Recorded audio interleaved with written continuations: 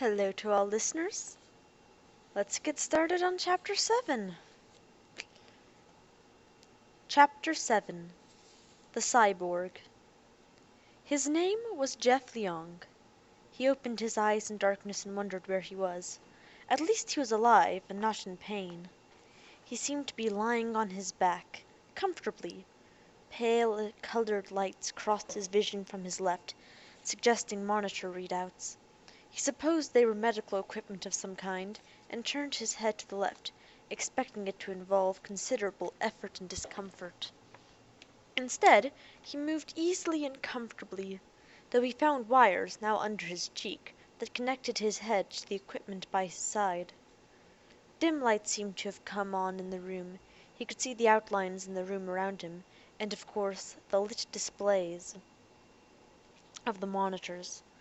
The readouts meant nothing to him, though, so he straightened his head again. He felt fine. This hardly made any sense. Since he had only been a passenger on the spaceship Cymbriel, he did not have a clear understanding of the disaster. The captain had spoken over the intercom, saying that a mechanical problem had developed, and that they had left Aurora too far behind to return safely. The navigator had located a habitable planet, however, and they would attempt an emergency stop in a life pod. At the time, Jeff had been excited. He had had the faith in the crew, and had actually looked forward to an unscheduled adventure on a planet he had never seen. He assumed that was where he was now. The door at the far end of the room opened, and a robot entered. Full light came on in the room, and Jeff saw that his visitor was a blue-skinned robot of a specific type that he did not recognize. The robot walked to the monitors and studied each one carefully. "Where am I?" Jeff asked. His voice sounded a little odd, but he had no trouble speaking. "You are in Human Experimental Facility 1, Room 6, in Robot City," said the robot. "Robot City? On what planet? The planet is also called Robot City." "Who are you?" "I'm Surgeon Experimental 1. Can I see my doctor?" "I am your doctor, along with Human Medical Research 1. See a robot too, from his name I suppose." "Yes. What is your name?" "I'm Jeff Leong." "Are you still in harm?" "Huh? How are you? How do you feel?" "Oh, I feel pretty good, actually. My voice sounds kind of strange, though, doesn't it?" "It has changed. Please tell me the events leading to your arrival here." "Our ship developed a mechanical emergency of some kind. We came here for an emergency landing, but we didn't make a very good job of it. I remember the captain warning us that it would be a hard impact." "What other events led to your landing?" "What other events? I don't know any other events. I was just a passenger. Look, where is everybody else?" "I must inform you that you are the only survivor." Jeff stared up at the ceiling, filled with emotions. He had not expected that answer, yet he was not surprised. All the crew and passengers had been killed because of an accident, yet somehow he had survived. It hadn't really sunk in yet. If anything, he felt more guilt than sorrow. "Were you traveling with family or friends?" "No," he murmured softly. "No, I didn't know anybody on board." "What was your destination?" "Mine, personally? Well, I was leaving home for college. I'm from Aurora." "You were not coming to Robot City?" "Not deliberately, no. Not until the ship malfunctioned." Jeff looked up at him. "Do you know what happened to it?" "The mother ship exploded outside the atmosphere. The life pod you were riding with the other passengers crashed in its attempt to land." "I guess I lucked out, huh? I feel okay." "I have summoned Research 1, the other member of the human experimental team. We shall explain together. Perhaps you did luck out, as you put it. You say you feel well?" "Yeah. Can I get up?" "Have you observed yourself?" "No. Why? Was I scarred or something?" Jeff put a hand to his face and felt a hard, unfamiliar surface. "Am I in a mask? Bandages or something?" Surgeon 1 paused as another robot entered the room. "This is Human Medical Research 1. Our patient is named Jeff Leong." "Hi," Jeff said cautiously. "Hi," said Research 1 in exactly the same tone. "Surgeon 1, how do the monitors read?" "They indicate, taken together, an excellent condition." Surgeon 1 walked up and looked down at Jeff. He felt cowed by the unequal numbers and strange appearances. He would have preferred a human doctor. "Do you feel excellent?" Surgeon One asked. "Well, yeah, but I feel all mummified or something. What happened to me?" Research One moved to the foot of the bed and looked at him straight on. "Since the experiment has succeeded, I believe we can tell you with a minimum of shock. You may sit up." Okay." Jeff expected to be helped, as solicitous doctors and nurses tended to do, but the robots remained where they were. He sat up, quite easily, watching Research One's careful study of the monitors. Then he looked down and saw the blue-skinned texture of his own legs. At first, he simply didn't understand. He wondered why his legs were encased in this stuff. When he reached out to touch one of his legs, he saw his hand and arm for the first time, made of the same unfamiliar blue substance. Then, suddenly understanding what had happened, he looked at his other robotic arm and down at his chest. In growing panic, he clapped his blue hands across his torso, then ran them across the new contours of his face. "The monitors read properly," said Research One. "All evidence so far indicates a successful procedure. You are, of course, emotionally agitated. This reaction is also occurring normally." Jeff collapsed back on the bed. The monitor lights jumped as they noticed the impact. "I'm a robot. I can't believe this. I'm a robot." "We wish you to understand something," said Surgeon One. "The first law required this development, under the circumstances of our finding you." "What? How? How could the first law require this? You don't think this has harmed me? I'm a person, not a robot." Jeff started to sit up again, but he really didn't feel like rising.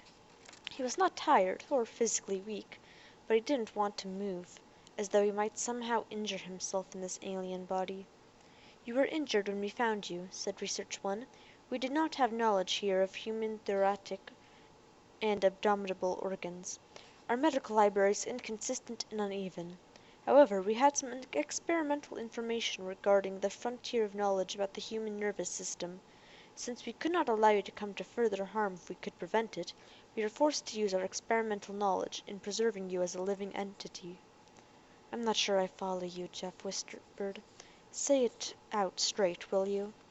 "We have transplanted your brain into one of our humanoid robot bodies because we could not repair yours." Jeff closed his eyes and lay still for a moment. When he opened them he stared morosely at Research One.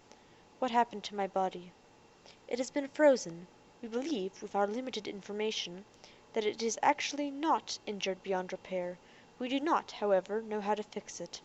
Do you have medical knowledge that could assist us in repairing your body?" "Me? I'm just a kid on his way to college, a teenager. I don't know anything about that, at least not on the level you would need." "We assembled a team specifically for this project," said Surgeon One. "We are not aware of other successful transplants of the same type." "Great," Jeff said sarcastically, "I guess." "You do not seem pleased with this success," observed Surgeon One. "Do you disbelieve that this is the least harm to you that we could arrange under the circumstances?" "No, no, I don't disbelieve you. I just don't want to be a robot." He sat up this time and yanked the monitor wires free of himself. "Don't you get it? I'm not me any more. I'm not Jeff Leong." The robots made no move. "That is not entirely true," said Research One. "Your identity resides in your brain.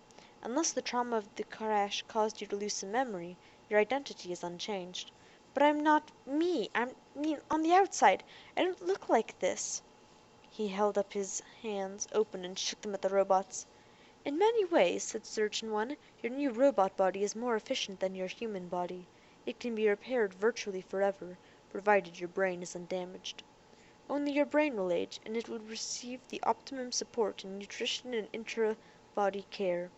You are stronger, and your sensors are much more efficient than your former sense organs." "Some consolation. How long do I have to stay here?" "Your robot body is in fine condition. You are not confined to bed," said Surgeon One. "Some simple motor tests will tell us whether all the connections from your brain to your body are correct. Please stand." Jeff cautiously swung his legs over the edge of the bed and got up. "No problem so far. Place your heels together, angle your feet away from each other, and tilt your head back. Now, extend your arms out straight. One at a time touch your hands to your nose." Jeff complied. "Very well," said Surgeon 1. "Research 1? According to the monitors, the robot body is functioning properly. We will need more space for my tests of gross motor skills. I suggest we introduce him to the exterior of this building." Jeff walked out of the room with them and down a hallway, feeling not clumsy exactly, but just a little too tall and too heavy. Outside he was nearly blinded at first, but adjusted immediately.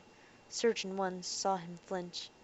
"Your eyes see a wider range of the spectrum than your human eyes did. The same will be true of your other sensors. What you just experienced was an automatic dimming of your robot eyes to allow you to see comfortably. You did just the opposite when you woke up in near darkness a little while ago." "Excellent," said Research 1. "You're responding automatically then. I have only a few more tests." "Before we do that," said Jeff, "I just thought of something. What am I going to do?" "Whatever you wish," said Research 1. "We have no requirements other than those imposed on us by the laws and our programming. That involves our society here, not you." "But what about college? I can't go like this. They won't even know who I am. I don't look like Jeff Leong anymore. I don't have any retinal prints, fingerprints, any kind of identifying mark." "If your brainwaves are on record anywhere, they will serve," said Surgeon 1. "However, we do not have any spacecraft available for you anyway." Jeff whirled on him. "You mean I'm stuck here?" "We do not have any spacecraft available," Research 1 affirmed. "But wait a minute, I can't stay here." "We have no hold on you," said Research 1. "If we ever develop the means to repair your human body and reverse the transplant, we will do so. Should a spacecraft become available, travel will also be open to you." "But I can't stay here. There's nothing to do here." "Please remain calm. After testing your gross motor skills, I will introduce you to the robot in charge of assigning tasks in Robot City. Perhaps you will find an activity that you will enjoy." "Hey, now, wait a minute." Jeff backed away from Research 1 and found the other two robots grasping his arms. "Hey!" He twisted, stepped sideways, and yanked his arms free. "Let me alone." "We must conduct more tests to measure your welfare," said Research 1. "Look, let go!" Jeff pulled his arm away from the Surgeon 1 again. "Listen to me. I'm human. I'm telling you to leave me alone. Second law, remember?" He started walking backward, awkwardly on his new legs, keeping an eye on them. "We cannot allow you to harm yourself," Surgeon 1 reminded him. "The first law outweighs the second. Come back." He started for Jeff. Jeff spun around and started running. He found himself running down a broad thoroughfare, nearly empty of vehicular traffic. Some robots pedestrians moved out of his way. He had no idea where he was going, but he wanted to think, and to do it alone.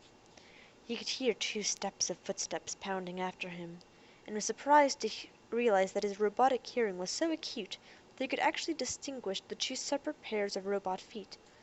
They were calling after him, not shouting angrily the way people would, but yelling that he was still experimental, that he might harm himself, that he had to stop. He didn't stop, though. Their voices simply spurred him on. Other robots were listening, however, and trying to block his path. He dodged a couple of them and burst through the outstretched arms of several more.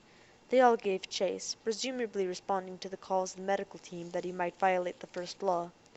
The other robots apparently would help catch him first if they could, and worry about explanations later. He rounded a corner without slowing down and started up a small side street. Even now he could feel that he was running more comfortably than he had just moments before. His robot body responded quickly and well. It had not been designed for foot races, but it was powerful and efficient. As he got more used to it, he began to turn up the speed and to hurdle minor obstacles.